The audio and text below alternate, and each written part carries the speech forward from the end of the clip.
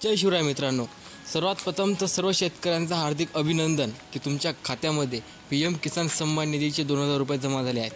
आता तुम्ही म्हणसाल की आता कशाला व्हिडिओ, तर तुम्हाला माहीत असेल की PM किसान सन्मान निधीचा 2000 तर आपल्याला मिळाले, मात्र नमो शेतकरी महासन्मान निधीचे 2000 मात्र अद्याप शेतकऱ्याच्या खात्यामध्ये जाहीर झालेले नाहीत आहेत। तुम्ही आस लावली असेल की तुमच्या खात्यामध्ये 4000 रुपये जमा होतील, मात्र तुम्ही जेव्हा खातं चेक केलं तर त्या ठिकाणी 2000 रुपये आले असेल। बऱ्याचशा शेतकऱ्यांना 2000 आले।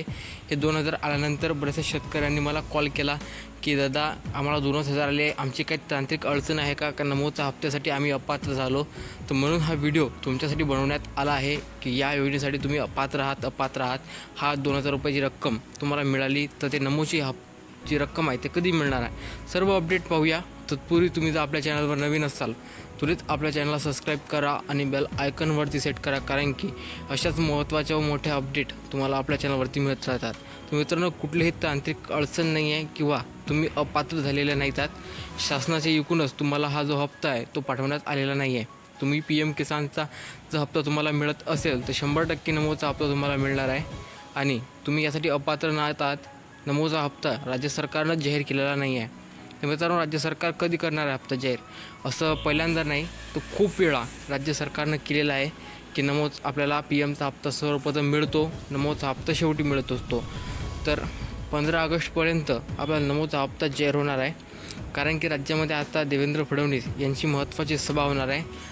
अर्थातच या सभेमधून आपल्याला PM किसानचा सन्मान जो हप्ता आहे तो जाहीर होऊ शकतो। रक्षाबंधन निमित्तसुद्धा हप्ता आपल्याला जाहीर होऊ शकतो।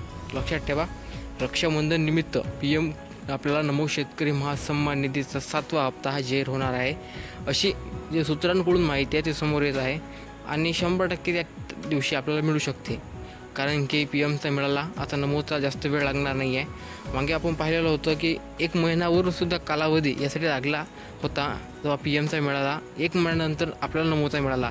तर यावेळेस बी तसं होऊ शकते, पण काही होणार नाही आहे, कारण की सणाचा महिना आहे, सण आहे, त्या महिन्यामध्ये आपल्याला रक्षाबंधन निमित्त हप्ता पाहायला मिळू शकते अशी दाट शक्यता आहे। आणि तुम्हाला जर PMचा हप्ता मिळाला असेल 100% तुम्ही नमोसाठी पात्र आहात। तुम्हाला कुठल्याही प्रकारची KYC किंवा कुठल्याही प्रकारचं नवीन कार्ड काढण्याची गरज नाही आहे, तुम्ही पात्र आहात नमोसाठी। तुम्हाला व्हिडिओ आवडला तर नक्कीच लाईक करा। भेटूया नवीन व्हिडिओमध्ये। जय हिंद।